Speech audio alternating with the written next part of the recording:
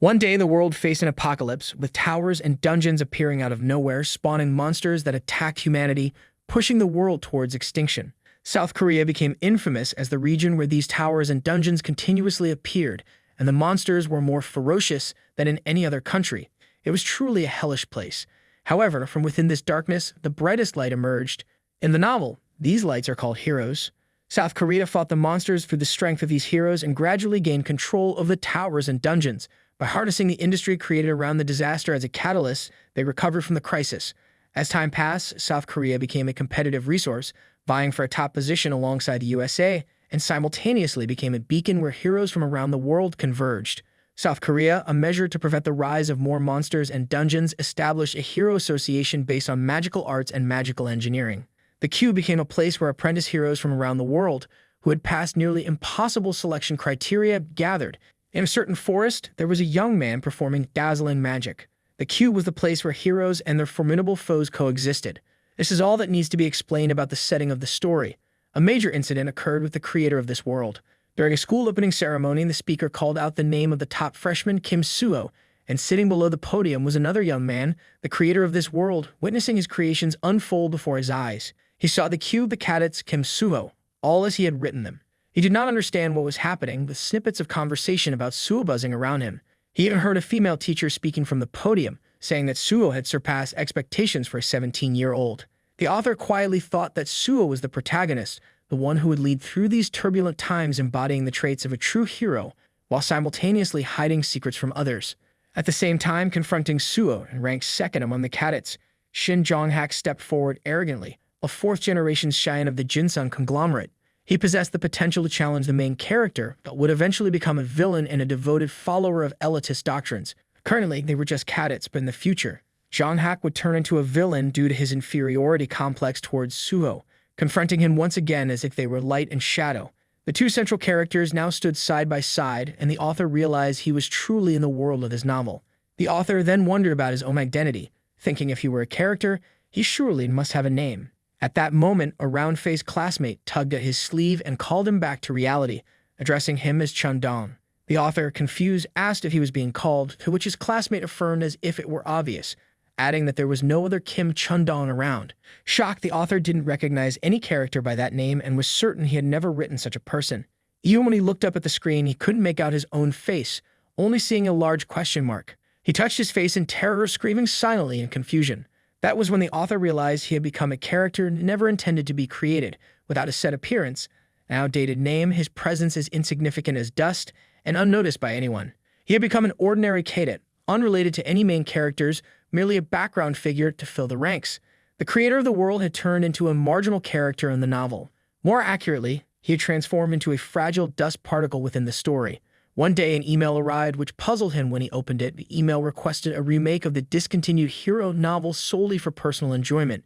He remembered it as a web novel that had ceased publication due to a lack of ideas. He found it strange that someone had chosen it for a remake. The author felt guilty for having discontinued it and decided to respond to this peculiar request, unaware that it would lead to a significant issue. Having been in this faceless state for 2 weeks, Chun-dong gradually grew accustomed to his featureless visage. He realized this was not a dream, but the actual world of the novel, and he was merely one of countless background characters. Despite his efforts, he couldn't figure out why or how he ended up here, or who might be responsible. He suspected he might be stuck in this narrative for a long time. According to the novel's timeline, it would be 10 years, a prospect that deeply disheartened him. Living a decade in a novel, interacting with children who also had question marks for faces, he longed for his previous life and was reluctant to merely get by in an unfinished story. Determined to find a way back, he decided his best chance was to stick closely to the main storyline. If he could get to the middle of the plot, he would then navigate through the events following the cessation of the novel's publication. The first step, apparently, was to go to school. The Cube was an artificial island in the East Sea, home to about 50,000 people, including apprentice heroes. It was a city that gathered talented individuals in magic and manufacturing from around the world, contributing to South Korea's reputation as a formidable nation. The author looked up at the Cube, the training ground for heroes in the center of the main storyline. Among the hero candidates with special abilities, only a few could become cadets at the Cube. The author pondered Chun-dong's talents, which he hoped were substantial and beneficial enough to help him survive in this perilous school environment. He entered the classroom, the central hub for Cube's events involving villains, rivals, allies, and enemies, housing the novel's main character. Each character would form groups and face numerous events. Chundong chose a seat and pondered, uncertain of what to do over the next 10 years with these characters. At the end of the day, he returned to the dorm, climbing the stairs indifferently as he couldn't even recall how the day had passed. Suddenly, he noticed a package on his desk from the queue, initially thinking it belonged to the previous occupant of his body. Upon opening it, he was astounded to find a computer from his old world. Opening the computer in disbelief, Chundong watched as the screen lit up with the message "Synchronization starting," emitting a blinding light. It displayed a synchronization process between Kim Chundong and Kim Haejin, revealing various stats that left the author in shock. This was the reset book he had once written. How had someone sent this to him? His body began to transform as the synchronization neared 99% completion. Finally, a message appeared: "Privilege to intervene in settings acquired." The space around him cracked and shattered as if breaking out of a cocoon, and the features on his face started to materialize distinctly. The data for Kim Haejin had been successfully synchronized. Haejin looked at the face through the black screen, which was indeed his real face. Not understanding what was happening, he looked at the synchronization board, wondering if this could be an enlightenment. This phenomenon, known as awakening, occurs when a person surpasses their own limits, allowing them to see their talents, skills, and many other values while becoming stronger with a much more effective method. Specifically, it is the status window. Haejin looked at the lengthy status board and decided to check it regularly, but what attracted him most were the synchronization and initialization. Although unclear about their meaning, they seemed to be the reason why he had a normal face. His stats had decreased compared to Chundong, but there were compensatory points. Most importantly was the intervention installation ability. He could not remember what he had written about it, and the attribute that as Haejin became more important to the world, he would receive more points. He was stunned to realize that he had increased his importance in the novel, the reason leading to the laptop and his strange abilities aimed for that purpose. Haejin tried to find a way back, but it was locked only to be opened when the main plot ended, which irritated him. Haejin sat down, turned on the computer with renewed vigor, realizing that nothing guaranteed his return, only to wait and receive the locked information, hoping to pick up hints on how to escape this world if he was related to the main characters.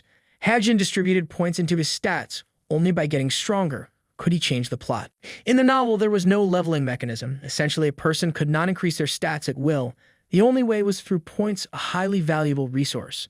And if Haejin wanted to accumulate points, he needed to invest in luck, not just limited by the chance of finding rewards in dungeons. It created an effect, a cheating stat that was applied in every aspect of life. Haejin pondered whether he could change the luck stat through SP points. After thinking, he decided to try transferring 10 points into 10,000 SP, investing 9,000 SP into luck.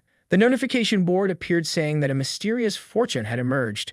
Haejin was surprised to find that luck affected himself as well. His luck points had increased to 9.1. Compared to Suo's magic points of 9.0, it was quite hopeful. Subsequently, Haejin invested all his SP into perseverance to overcome the harsh training that would follow. As a result, his perseverance also increased, which pleased him. However, just then, a notification appeared stating that from now on, fixed stats could no longer be altered by SP, causing Haejin to feel dejected as he could no longer cheat. Fortunately, he had already managed to change his luck and perseverance. He still had 10,000 SP left from considering newcomers, and Haejin decided he would think carefully before using them. The next day, Haejin went to class where the instructor introduced himself as Kim Soo-hyuk, the class supervisor for the coming year, ranked 3850 globally and placed 9,737th worldwide, with a comprehensive level of 5. The students were extremely excited about their powerful new supervisor. Suddenly, Mr. Soo-hyuk announced that he would start addressing the issue right then. He explained that the magical queue wasn't as miraculous as they thought. Students were entirely arranged by scores, and if they could not perform properly, they would be held back, a reality that affected more than half. He explained that this place nurtured heroes assessed on precise and strict standards. After finishing, he asked everyone to stand up and follow him. Haejin realized this was the first part, choosing the main weapon. Soo-hyuk used his fingerprint to open a door, to the amazement of the students, revealing an array of weapons displayed from blades to swords. Mr. Soo-hyuk immediately urged them to choose their weapons quickly, as once chosen, they could not change for 6 months and needed to consider carefully. Suo chose a long sword, the brown-haired girl, Chae Naeun, chose a bow. Some chose iron gloves, others a whip. Haejin silently observed everyone, and when it was his turn, he seriously made his choice. His stats were too low to master the military weapons others were using, so he needed to choose something he had used before, which required less time to familiarize with. Haejin found what he was looking for and reached out to take it to the puzzled looks of others. Even Mr. Soo-hyuk was surprised by Haejin's choice, asking him again if he was sure. The weapon Haejin chose was a handgun. Mr. Suyak asked again because previously Chundong had used a sword, but Heijin stated he wanted to change his decision. Seeing this, Mr. Suyak did not intervene further, and afterwards, he emphasized that all decisions must be personally accountable. At that moment, Heijin heard whispers suggesting that his choice was impractical, with some even saying he was a glory seeker deserving suppression. Heijin understood, since in this world, magic guns were only suitable for civilians who couldn't counter magic. The most commonly used ammunition was magic bullets, which were filled with mana and had greater destructive power than ordinary bullets. However, they were rarely used due to their clear limitations. At this time, the test was taking place, and cadets who could deflect magic bullets with a punch were passing the test. This was also why, no matter how powerful the owner, the destructive power was still limited. Another reason was that the gun had a story. In this world, myths and legends became reality. Mythical and legendary artifacts were used as real weapons, and items with a noble and ancient origin had higher weapon ranks. Thus, cadets often chose older weapons over modern ones, as even if they reached a power limit, they could still use weapons to advance further. Heijin didn't care about this. He didn't see himself as a main character and hadn't even held a sword before, so he couldn't compare to the other cadets. The handgun was a good choice, immediately usable and distinct enough to garner support. Heijin then thought about choosing a talent, a capability that could be considered special, where each person could only receive one talent, but there were a few exceptions. There were passive talents and activated talents, and the owner of the Holy Sword, Kim Suo. At that moment in the training room, Suo entered and cheerfully recognized Mayan, who was not pleased about why he could be there. Suo laughed because there weren't many people training after school hours. He said that seeing Mayan reminded him of another sharpshooter in the class she knew but couldn't remember Heijin's name. Furthermore, Mayan seemed to really dislike him, which confused Suo. She said she couldn't accept calling him a sharpshooter when his shooting range was less than a kilometer, suggesting Heijin had given up on becoming a hero and was just clinging on. Suo disagreed with that. Nayeon, embarrassed and angered, scolded him not to tell her what to do, suggesting if he wasn't going to practice, he should leave and not bother her. Elsewhere, Heijin sat at his desk feeling uneasy as if someone were speaking ill of him. He pondered at his computer, thinking about his own talents. Heijin would receive 10,000 SP if he wrote his first talent, so he knew he had to value it highly. Thus, he wrote the talent of a master sharpshooter skilled in using long-range weapons. The system immediately autocorrected and displayed a powerful talent board, automatic ammunition creation, proficiency in long-range weapons, and the Heavenly Eye, which meant he could potentially use bows in the future. Heijin decided to develop it for the long term and chose one. Once done, Heijin felt relaxed and stretched, thinking that from now on, he would have to survive with this talent until the main plot concluded. In the classroom, the instructor was teaching about attacking towers and dungeons. Although the information was quite extensive, thanks to his observation and search talents, Heijin could easily pass this class. With his current talent, he could observe all characters within his sight, and if he wanted, he could even search the timeline settings from notes on his retina. At the end of the dull class, Nayeon screamed that she should have just demonstrated her skills in actual combat. But just then, a student walked in calling for a class assembly, which made her brighten up, and the others became serious. The student announced it was a live training exercise. Heijin, looking dejected, realized that finally the plot was moving forward. At the arena, Mr. Suyo clarified the situation and announced the formation of teams of 4, including 2 warriors, 1 sharpshooter, and 1 support. He also stated that the teams would remain the same until the midterm examination. Heijin, following along to check, was horrified to realize that he was in the same group as someone he did not expect. Heijin couldn't believe he was teamed up with Yu Yeonha. In the novel, the main character always interacts with or conflicts with others to advance the plot, involving many members from the main cast of characters. Among these members, Yeonha is certainly the most special. She is the main heir to Korea's #1 elite guild, and is set to take over a prosperous family legacy.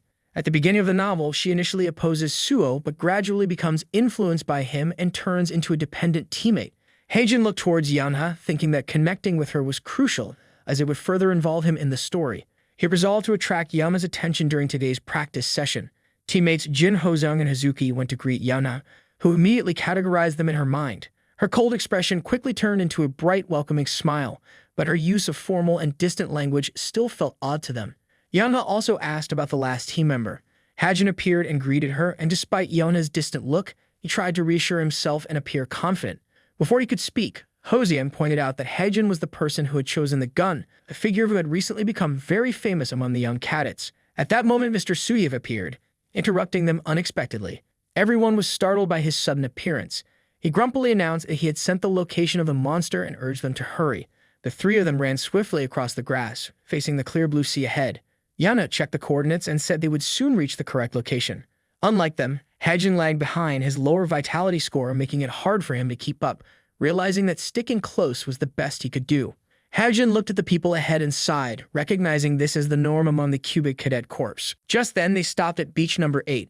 A giant black bulbous octopus emerged, viciously swinging its tentacles. Yana ordered them to start the plan. According to the information, this was a middle-tier monster.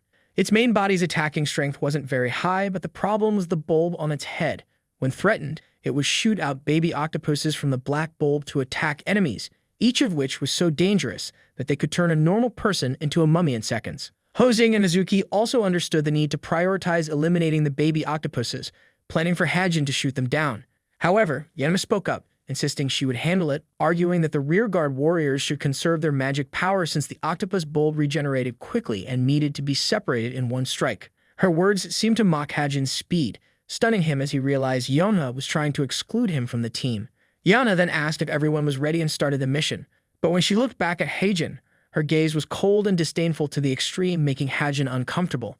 The battle began, and as the octopus went berserk, Hoseung stood on a rocky outcrop making noises to draw its attention. He carefully observed the octopus, the task being to lure it onto the surface. The creature was very aggressive, charging at the sight of an enemy. It swiftly reached Hoseung, chasing him. At the same time, the rest of the team got into position, and the team of 5 trainers began their operation. The giant monster continuously exploded to attack Hoseung, who could only dodge helplessly. Just as the baby octopuses were about to reach him, Yona timely used her weapon to destroy them. Hoseung, having been saved by Yona, couldn't help but marvel at her strength, ranked high among the Q's young cadets. After thanking her, Hoseung continued running, leaving Yona alone to fight the monster. After a fierce exchange, while Yona was nimbly dodging the monster's attacks, a baby octopus suddenly emerged from the sand and charged straight at her. Only when Hazuki shouted to remind her did Yonha react in time to turn around, fortunately just a few centimeters away from being hit when Hajin, from a distance, shot a bullet to kill it. Someone loudly called Hajin's name while he was preoccupied with thinking about how this score might increase as his role in this world became more important. However, this was not easy for someone like him, originally an outsider in the system. Therefore, to achieve a significant role, his only option was to directly participate in events involving the main character, like the current situation. Everyone was stunned looking towards Hajin. Only Yonha told him to quickly move out of the way. While the team was still distracted, the monster launched baby octopuses straight at them. Caught off guard by the sudden attack, even Yonha couldn't react in time, while Hajin surprisingly remained calm. He closed his eyes, knowing this was his moment to shine, and promptly activated his time bullet talent, shooting down the baby octopuses charging at him within 3 seconds. At the same time, Yana also reacted, hastily using a rope to block the monster's next attack, while Hoseung and Hazuki seized the opportunity to unleash their magical powers against the octopus. After a tough struggle, Hajin's team successfully defeated the monster. His body nearly collapsed from exhaustion. No longer having the strength to stand, he lay flat on the ground, panting heavily. The system calculated that Hajin's team had secured the 16th place after nearly 59 minutes of fighting. The system screen displayed their rank as 16th out of 100, causing Yona to shake with frustration, especially upon seeing that Naeum's team had performed better than hers. Then Yemena glanced at Jonghak, but he seemed oblivious to her irritation, smiling instead at Naeun. Suddenly, Yona slammed the table and stood up abruptly, angrily approaching Naeun, but then sweetly starting a conversation with her. While the two discussed their rankings, Naeun also expressed regret at only securing 4th place, missing the chance to beat Jonghak or Rachel, which only fueled Yona's anger. She also mentioned Hajin and criticized him for affecting Yonha negatively. Hearing Naeun's comments, Yona then noticed Hajin slowly walking into the classroom, feeling annoyed that he had wasted time but also impressed by Hajin's magical power. Back at the training grounds, Hajin was resting on the floor after the session. After a while, he remembered that he had forgotten to check his watch, so he turned on his computer to look. After checking, Hajin's stats and skills had significantly increased, just as he had predicted, making his efforts to hinder Yonha worthwhile. Back in her room, Yonha was reviewing the footage of Hajin's battle and was shocked to see that he could fire 60 shots in just a few seconds. While Yonha was unable to verify the plausibility of Hajin's rapid firing ability, she still had to respect his agility, although she was skeptical due to his low vitality and his frequent weapon changes.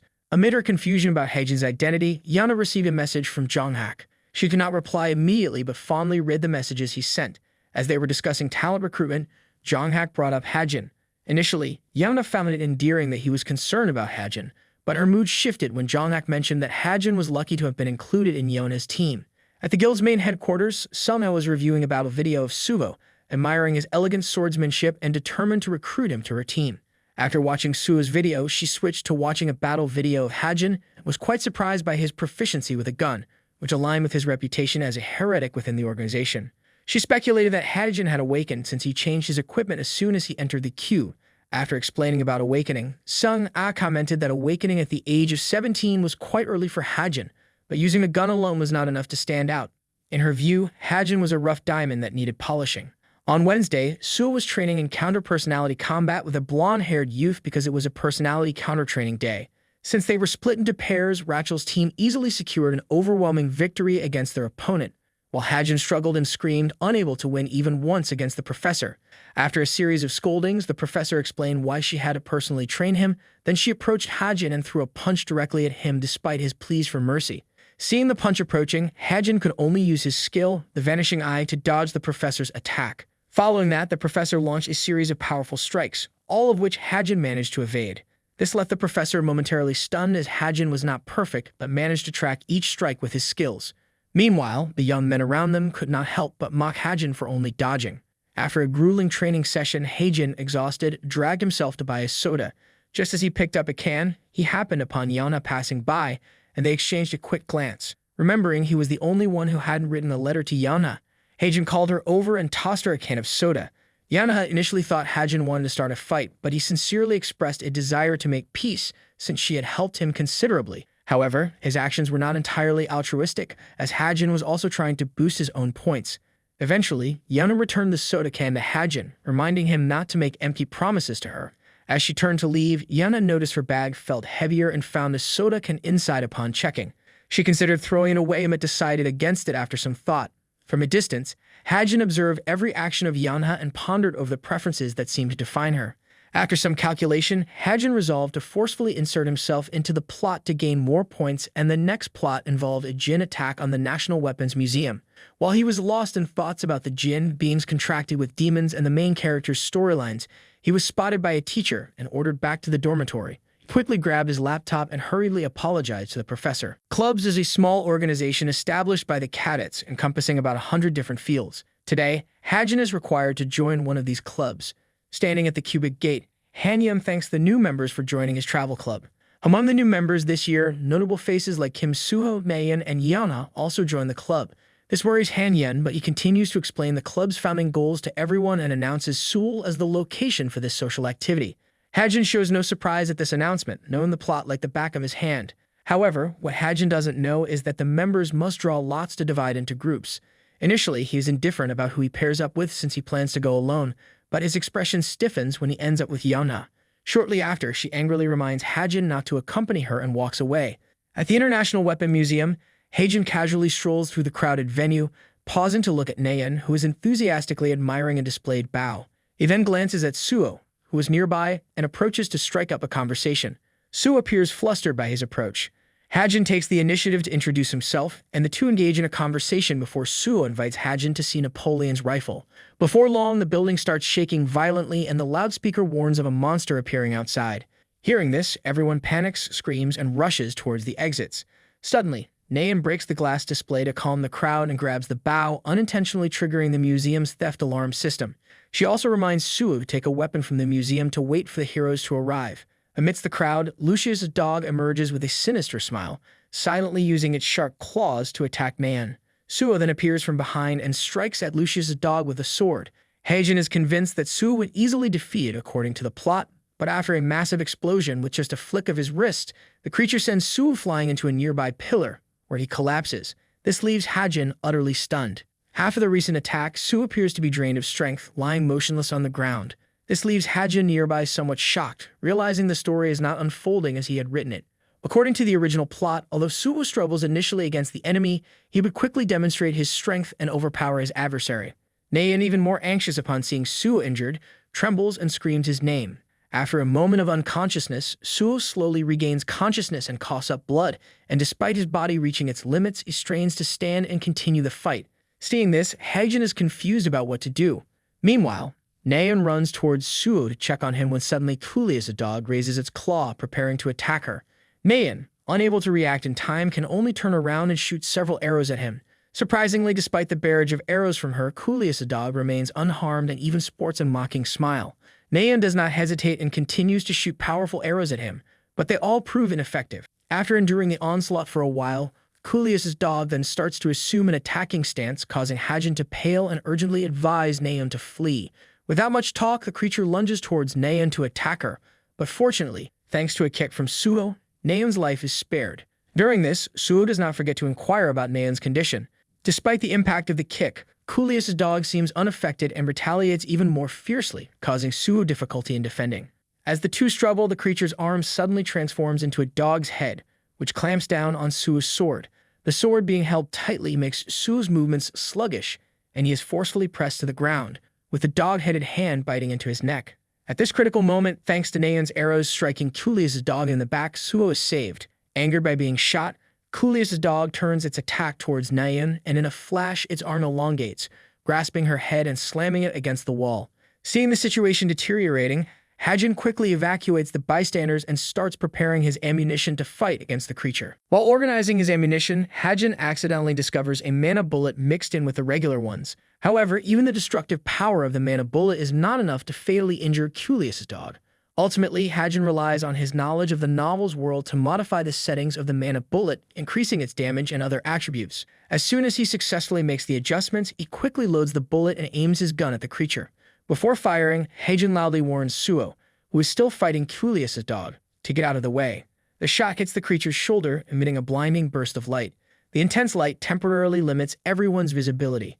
Coolius's dog raises its arm to block the attack but fails and cries out in pain. The black hand that was gripping Naeun's face and pushing her into the corner of the wall also releases her. After Hajin nearly collapses, Suo quickly grabs his weapon and slashes across the monster's body, causing it to scream in agony. Seeing Naeun fall to the ground, Suo checks on her, but she angrily pushes his hand away, stunning him with her reaction. Hajin advises Suo to leave her alone as Naeun's brother will soon arrive to comfort her. However, as soon as Hajin finishes speaking, he notices Naeun and Suo staring at him in shock. Naeun incredulously asks Hajin to repeat what he just said, but then she collapses, prompting Suo to scream her name in panic. Outside, two large reptilian monsters are charging in a direction, and a powerful energy burst quickly brings them down. Sungna thinks everything is over when she hears a doctor from a nearby ambulance announcing that the urgent situation outside has been handled.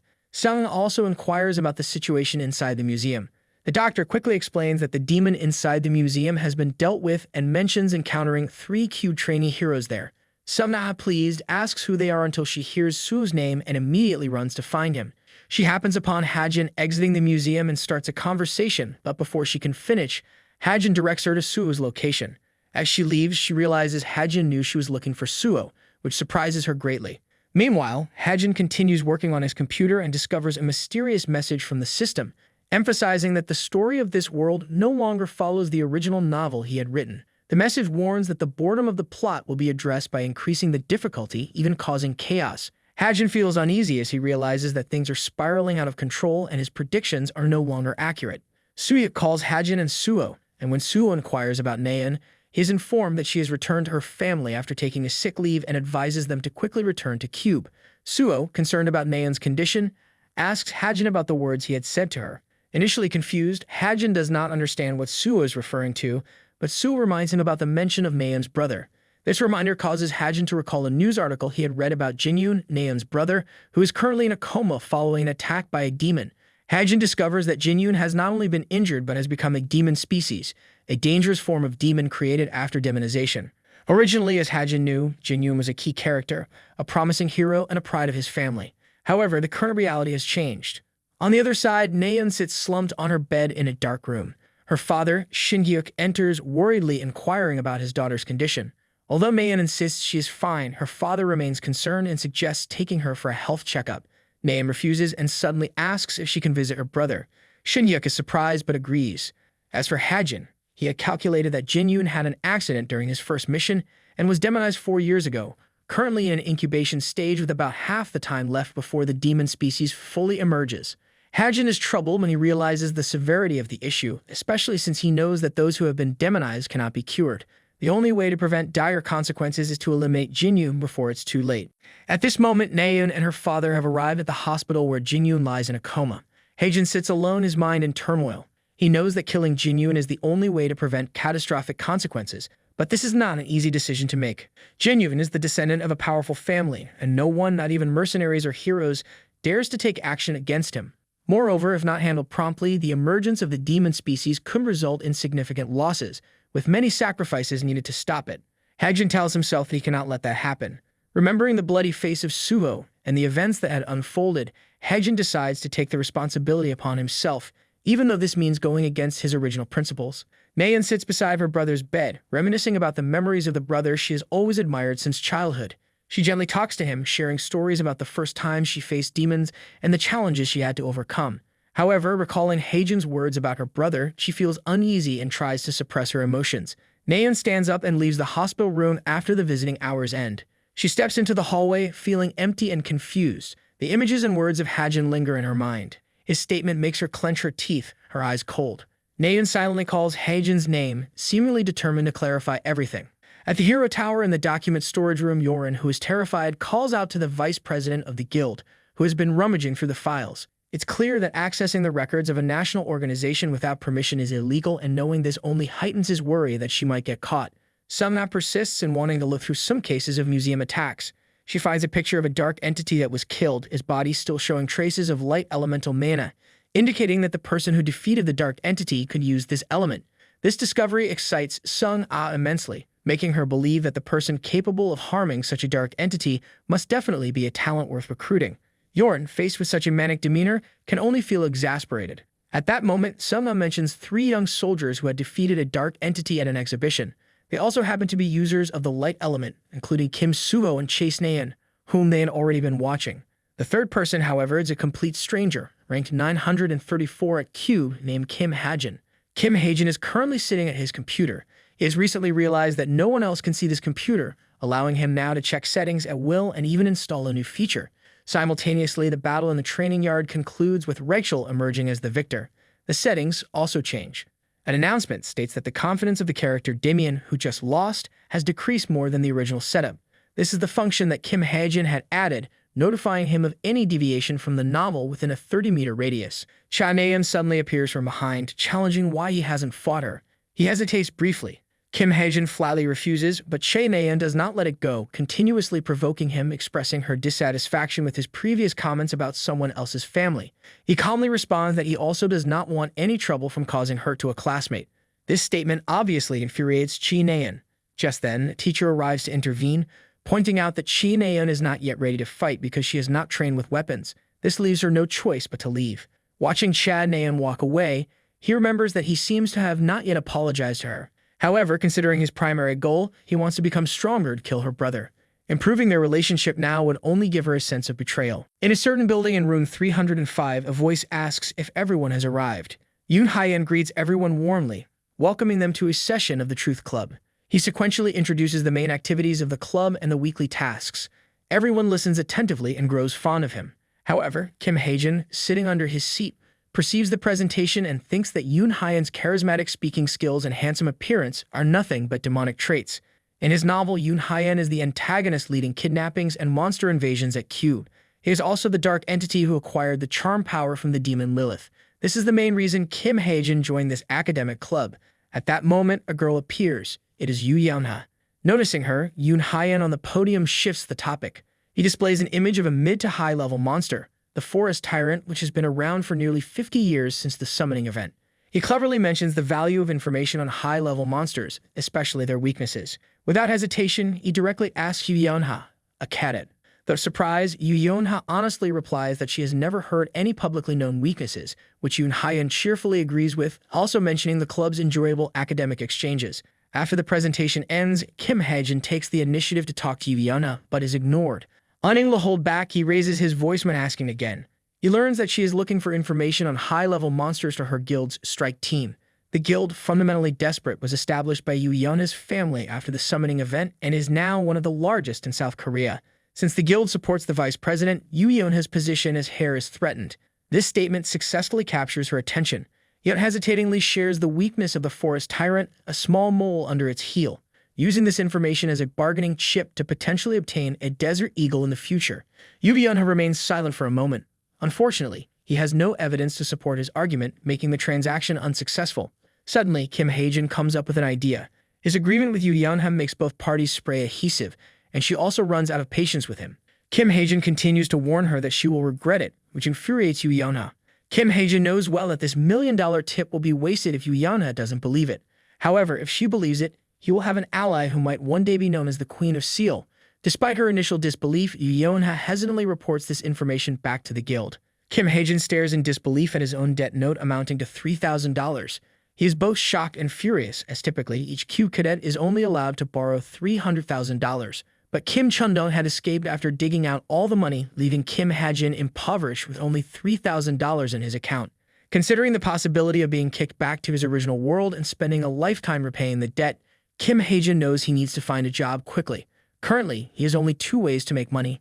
One is stocks, because the continuous appearance of towers and dungeons has turned guilds into companies listed on the stock exchange with their own shares. Although he knows which guilds are successful on the stock market, he still has to postpone this due to limited funds. Thus, he can only think of the hunting grounds, dangerous areas occupied by monsters, where the difficulty varies but quick money can be made by selling monster carcasses. Kim Hae-jin checks his stats, having only recently reached the average for men, and wonders if this is enough to go hunting. As he ponders, the doorbell rings and the delivery person says there's a package from Yoo Yeon-ha. Unexpectedly, Kim Hae-jin rushes to open the door and picks up a silver suitcase sent up, inside of which is something emitting a glowing blue aura that overwhelms him. In Wonju, Gangwon Province, in the hunting ground area, after a warm welcome, he officially arrives at the ground. The Gangwon ground is a relatively low-danger area, densely populated by various peoples, creating an international super city. A young man with silver hair shouts loudly, looking for teammates to join him on an escort mission, while others gossip about a recent madman hunting shirtless. The area is quite mixed, and Kim Hae-jin notices an agent quoting 3 small goblins for $600. Suddenly realizing that he needs to find such an agent to get a good deal when selling monster carcasses. While Kim Hae-jin was contemplating how to proceed, a well-dressed but disheveled man approached him. This man was an agent, seemingly careless in appearance. When Kim Hae-jin looked at the business card the man handed over, it was from S Agency Park Soo-hyuk. This name was a shock, as not only was he the best agent nationally, but he was also the representative agent for Kim Soo-ho. Without hesitation, Kim Hae-jin casually made his assessment and agreed to sign a contract. He was aware that this world was still at the beginning of the novel, so there were many who had not yet realized their true value, like Park Soo-hyuk, who was overjoyed with the agreement, confirming to Kim Hae-jin that establishing such relationships early on was beneficial. Later, Kim Hae-jin worried for Park Soo-hyuk, who had followed him deep into the forest and even told him that it was okay to leave him behind if there was danger. It seemed that Park Soo-hyuk was truly desperate for business. Park noticed tracks from small goblins, priced between $300 and $400 each, but Kim Hae-jin, considering a magic bullet cost $200, planning to hunt higher-priced monsters, he pointed to a mountain boar beneath the cliff and asked Park Soo-hyuk what he thought. Park, startled, laughingly advised that a mountain boar couldn't be killed just with a hunting rifle, but Kim Hae-jin, with a smile, insisted that they had to try to know for sure. The confidence Kim Hae-jin held was based on the superior firearm he possessed, which was the reward for providing information about the forest tyrant to Yoo Yeon-ha. Kim Hae-jin pulled out a high-level iron element Desert Eagle, a firearm with high base stats that he had enhanced with SP to add special settings. Park Soo-hyuk, standing by, panicked and tried to dissuade him, but Kim Hae-jin, completely focused, took aim and without hesitation fired a deadly shot that killed the mountain boar. The boar fell with a single strike, to the utmost astonishment of Park Soo-hyuk. The Desert Eagle had a property that amplified its destructive power. Now every time an enemy was killed in one hit, the amplification of destruction increased. Kim Hae-jin stood on the cliff, looking down, casually remarking that this was also a good skill in front of the frightened face of Agent Park Soo-hyuk. Park Soo-hyuk complimented Kim Hae-jin on his marksmanship. Responding modestly, Kim Hae-jin fired another shot into the distance, startling Park Soo-hyuk, who instinctively covered his head. When Park Soo-hyuk asked anxiously if there was anything else, Kim Hae-jin revealed that he had spotted a black cormorant near the cliffside. Despite the cliff being a mile away, Kim Hae-jin could see it clearly, claiming it was nothing special thanks to his exceptional vision. They continued hunting until dusk, their efforts yielding a black cormorant and a boar, modest but significant catches. Unable to transport their quarry, Park Soo-hyuk suggested calling a vehicle while meticulously calculating the expenses for the next day, including taxes, proving his reliability in his field. They shook hands, looking forward to future collaborations. Curious, Park Soo-hyuk asked Kim Hae-jin about his plans for the money earned, to which Kim Hae-jin straightforwardly responded that he intended to invest it in stocks, shocking Park Soo-hyuk immensely. Park Hae-jin then sat at his computer, studying a new opportunity involving a Master Porter Guild, which included characters who had conquered the Suwon Demon Lair in the story. This opportunity had caused their stock price to skyrocket by nearly 1,000%.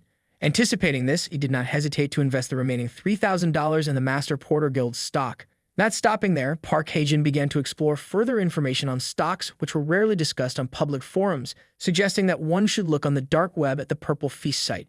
Mentioning the dark web reminded him of the main villains in this story, the Lizard Army, a mysterious criminal organization whose members' true identities were unknown, except by their aliases. As the author, he knew well about them. Although the Lizard Army was criminal, they were not fond of characters, and Park Hae-jin contemplated getting acquainted with the leader to help assassinate Chi Jin-yoon. According to his knowledge, the Lizard Army was soon to act as they currently had an open position. At that moment, his computer screen suddenly went black, causing him panic as it might be his only way back to his own world. The computer then turned back on, displaying a message that a month had passed, with the laptop's functions gradually updating. In a certain cafe, Shin Jong-hak and Yoo Yeon-ha sat together, attracting much attention. Shin Jong-hak appeared visibly bored, while Yoo Yeon-ha just smiled. She gently inquired about his well-being, receiving only short, obligatory responses. At that moment, the doorbell rang and Cha Na-yeon appeared. Shin Jong-hak instantly became enthusiastic, standing up to greet her, which was a stark contrast to his attitude towards Yoo Yeon-ha. The two of them chatted animatedly, leaving Yoo Yeon-ha sitting alone in silence. During this time, Cha Na-yeon brought up Kim Hae-jin. Hearing his familiar name startled Yoo Yeon-ha. Cha Na-yeon recounted an incident at the museum where she, Kim Soo-ho, and Kim Hae-jin had fought an entity. While the battle was so fierce that she had to exert all her strength, Kim Hae-jin had effortlessly blown off an entity's arm with a trainee weapon, which she always found suspicious. She then turned to Yoo Yeon-ha, knowing she was on the same team as Kim Hae-jin. Yoo Yeon-ha, however, knew little, having only gathered superficial information. She had asked him directly, but he always refused to answer.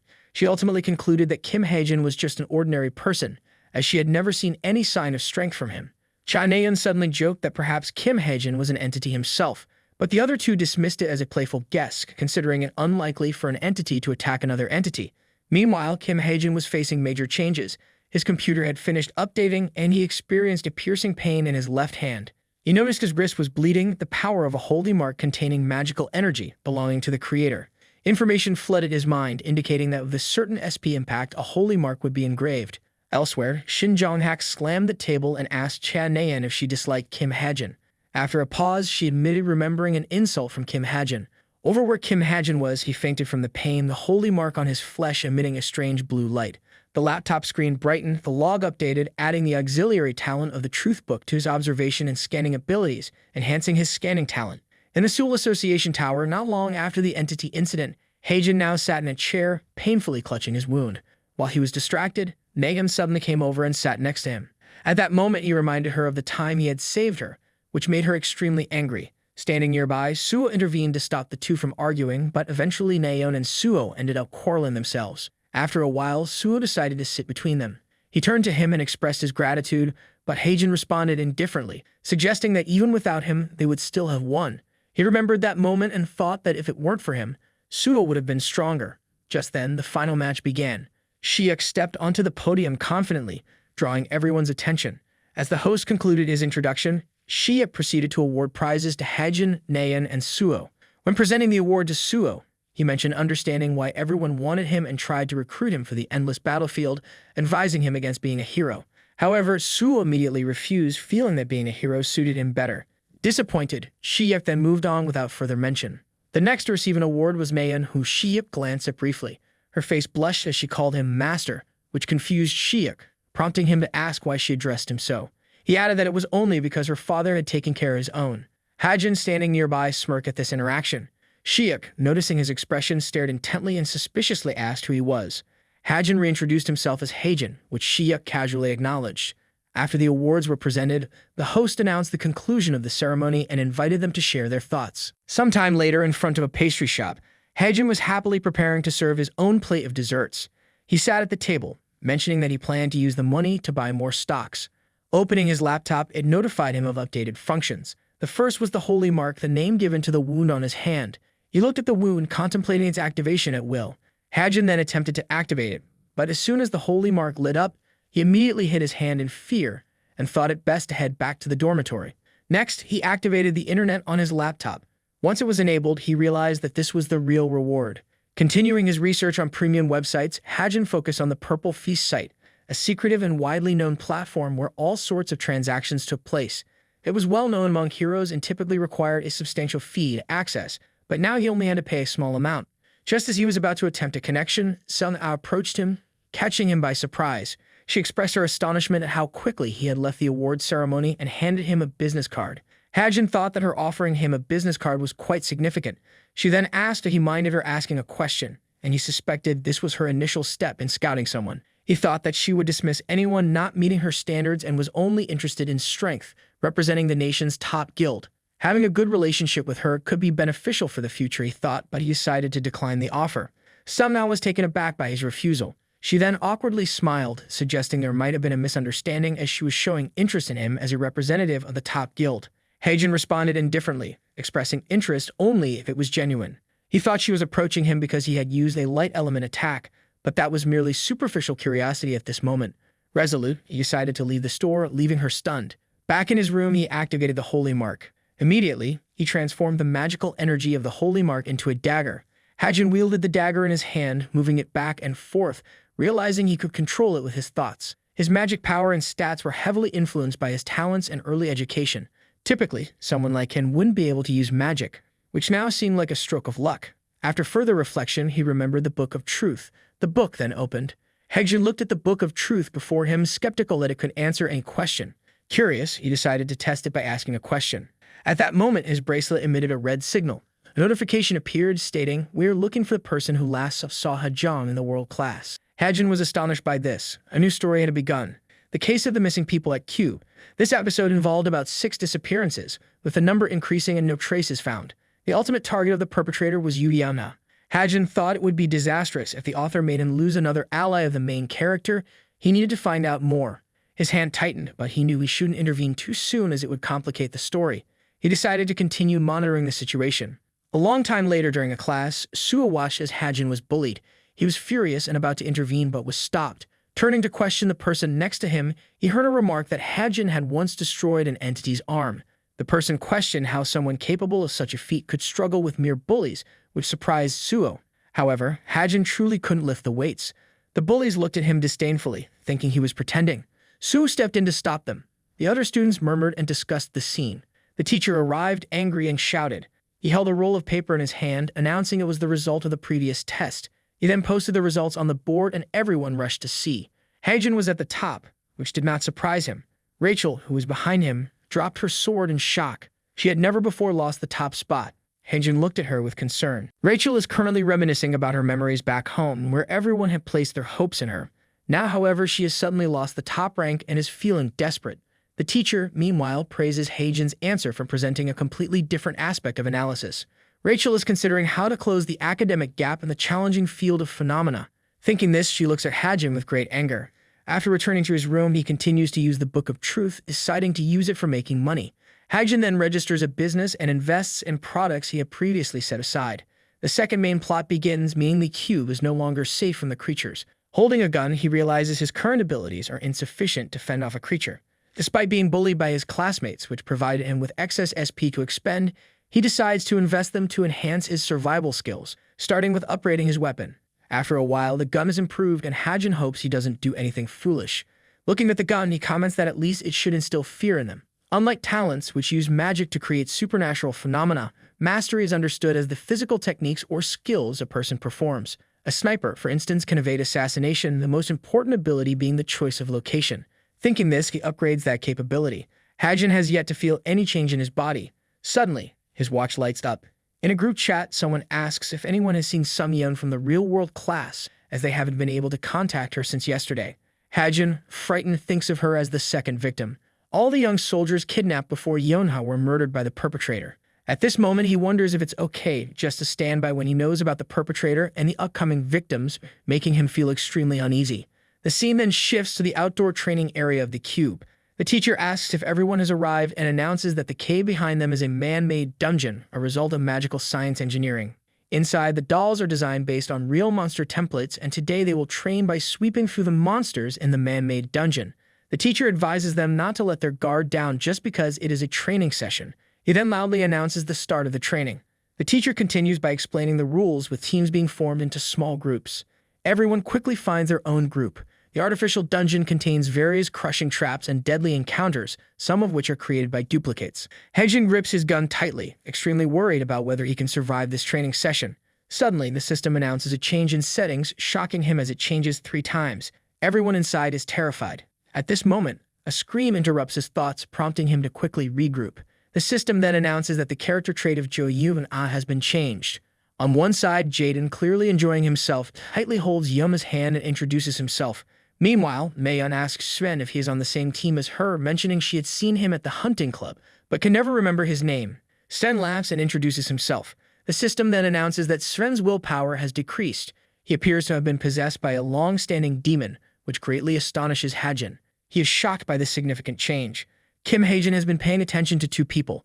One is Jaden from Team 8, a strong but ill-natured individual, and he wonders why his potential for development has been increased. The other is Sven from Team 3, who likes Chae Mayeon and is a German trainee aspiring to become the strongest, but later becomes corrupt due to failures and the instability of adolescence. Notably, he is awakened earlier than anticipated, which worries Haejin about its impact on the storyline. Lost in thought, Haejin is tapped on the shoulder by Jaden, who reminds him not to be as absent-minded as before if he enters the dungeon, provoking Haejin with his taunting words. The current attitude towards him stems from the bad rumors that have been circulating for the past few days. He guesses the origin of the rumors from the start, but what saddens him is that no one in his team speaks up for him. As the leading teams enter the dungeon, Jaden approaches Yoo Yeon-ha, and after making some polite compliments leaves a suggestive remark implying that in a team, 2 highly skilled members have to carry a dead weight along. Haejin doesn't get a chance to retort as the announcement of Team 8 entering interrupts him. Once everyone is inside, they quickly encounter the first obstacle, choosing a path. While the support members hesitate and deliberate, Haejin firmly asserts that they should take door number 6. While Jaden is infuriated, thinking he is joking, Yana chooses to trust him because Haejin, though unskilled, has a keen eye for things. Haejin is a bit speechless because she couldn't compliment him in a better way, but he lets it go since this gives him a chance to follow the path Chi Nayeon had taken. He doesn't want Nayeon to face any trouble, especially today, when Sven might be corrupted, leaving Nayeon to handle things alone. He tells himself that he can't afford to lose Nayeon. After entering through door 6, Jaden seizes the opportunity to mock him as a fool seeking attention. Haejin calmly tells him to focus on the monsters instead, receiving a puzzled and suspicious response. Only then does Haejin explain that there is a chameleon ahead, a high-level monster of the dungeon. Upon hearing this, Oh Soo-jong suggests shooting a photon arrow, which Yeonha approves. The photon arrow is shot, revealing a level 6 monster, the chameleon, in front of everyone. Jaden's expression is particularly notable at this moment, while Yeonha quickly orders everyone into combat formation, asking if anyone in the lineup can use water attributes for the attack. Haejin hears this and conceals that item. The appearance of the chameleon ignites an endless excitement in Yeonha, as they must attack it conventionally. She skillfully uses her weapon, launching attacks that are both visually impressive and ferociously effective, without hesitation or redundancy. Before the chameleon could even launch an attack, Yeonha had it under control.